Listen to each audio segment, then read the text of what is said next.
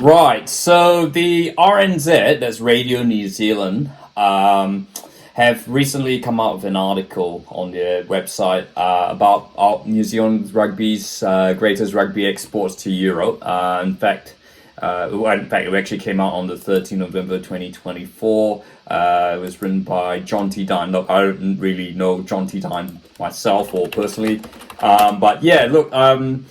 Having seen this article, it has come to, it has, it has kind of raised some eyebrows and some thoughts.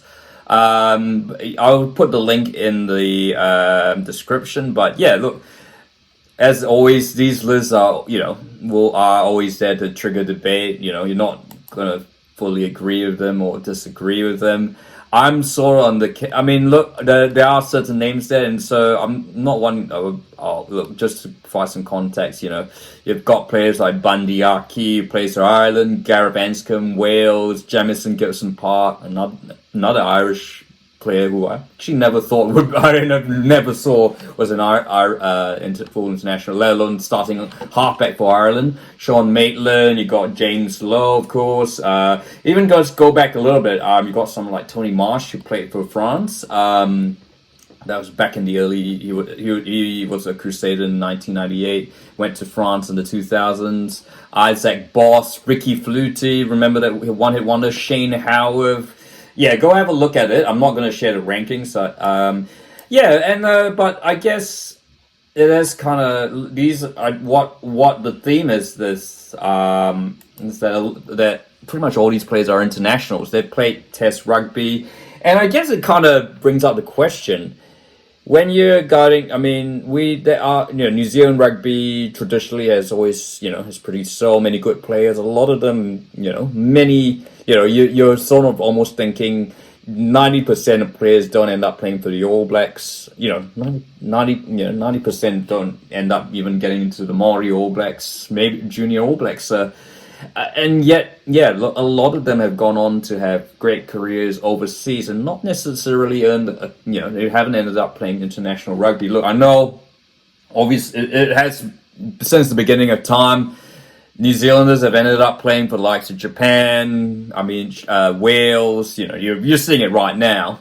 And look, but I guess the question is, and maybe I'm sort of coming from a different, from the, I have obviously following soccer, football, other sports, where club. I mean, in football, of course, the club game probably has a bit more say than the international game.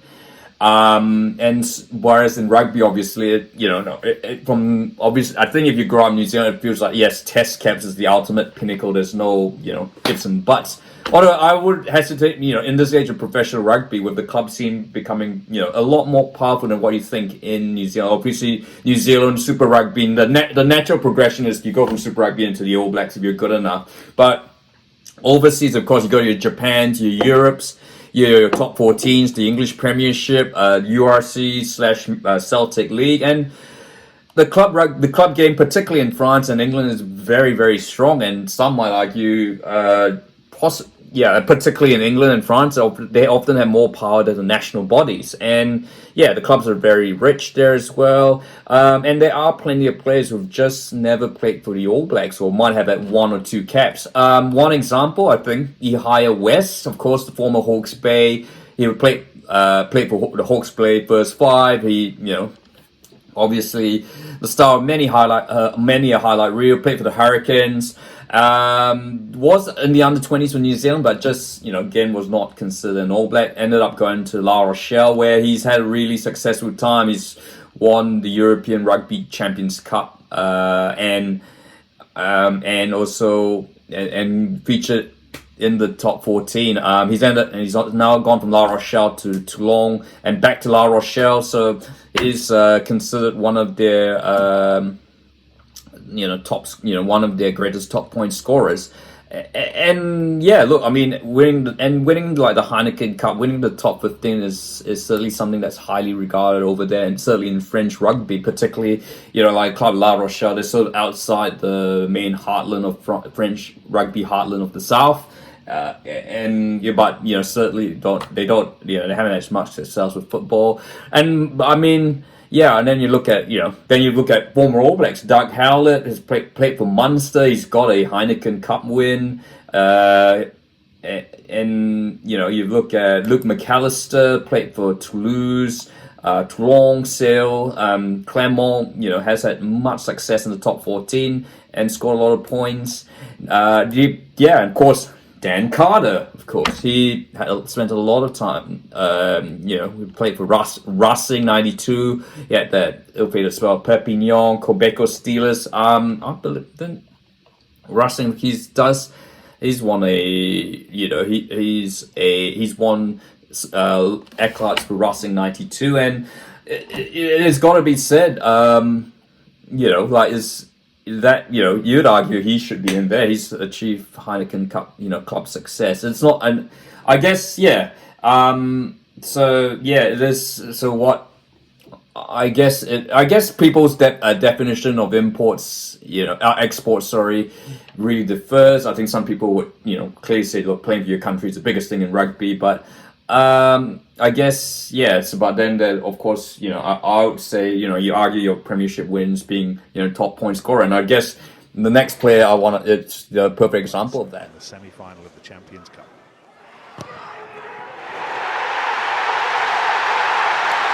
They don't do the ordinary. And of course, so of course the one player who would absolutely, is the ultimate club, a player who never quite made it into the All Blacks, wasn't picked by any international side, is Jimmy Gopperth, of course, the former Hurricanes, Wellington, North Harbour Blues, fly half. Of course, growing up back in the day, he was considered, there was a stage where Jimmy Gopperth was, touted as a future All Black, sort of trusted in the scene where the Canes didn't really have a first five, had an incredible debut season, and but just ultimately kind of tailed off, never quite hit the heights. Of course, he was playing around the same time when had Dan Carter. There was a time you had Luke McAllister. He was contesting Luke McAllister, Stephen Donald, Nick Evans for. But ultimately decides to head overseas. In 2009, played for Newcastle in the Premiership, then Leinster, and then Wasps, and has had and actually is still playing to this day. After he did play for Leicester in 2022, and he's currently playing for Provence in France. So at the ripe old age of 41. And he's been named Aviva Premiership Player of the Year. He's won. He's won the Golden Boot. He's won multiple Premiership titles. I think I think he has a Heineken Cup somewhere. Look, he's certainly one that you'd argue has to be one of New Zealand's great exports. Look, he's not just because he never played for the All Blacks. Doesn't mean he was, the amount of success he's had playing club rugby in Europe puts him as one of the great players. And a lot of people in English rugby fans, French rugby fans have put Jimmy Gopperth in high regard.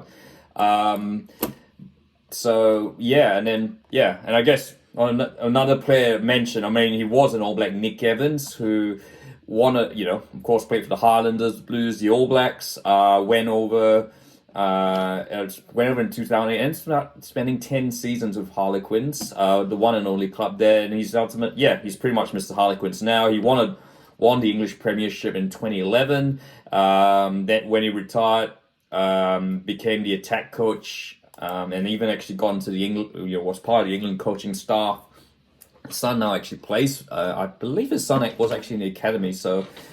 He's considered widely regarded as Harlequin's best ever player. They've had quite a few good players in that time. That the club that plays, of course, next to Allianz / Twickenham. So, so that's So it is. I get John T. I get John T's point. That's the reporter using the criteria of test caps to make this list. I just kind of disagree that is necessary the measure that makes a player great or the best ever export. I think there are certain variables in there. Look, I know, and I get, there's the culture. Yes, I said the culture. Rugby. In rugby, the international game and international test cap is still considered like the peak of the career of the game. But in the growing age in the professional rugby, where the clubs are getting stronger, I think it will. The likes. I think in later years, I think you got to look back at what sort of like the likes of Jimmy Gopperth achieved.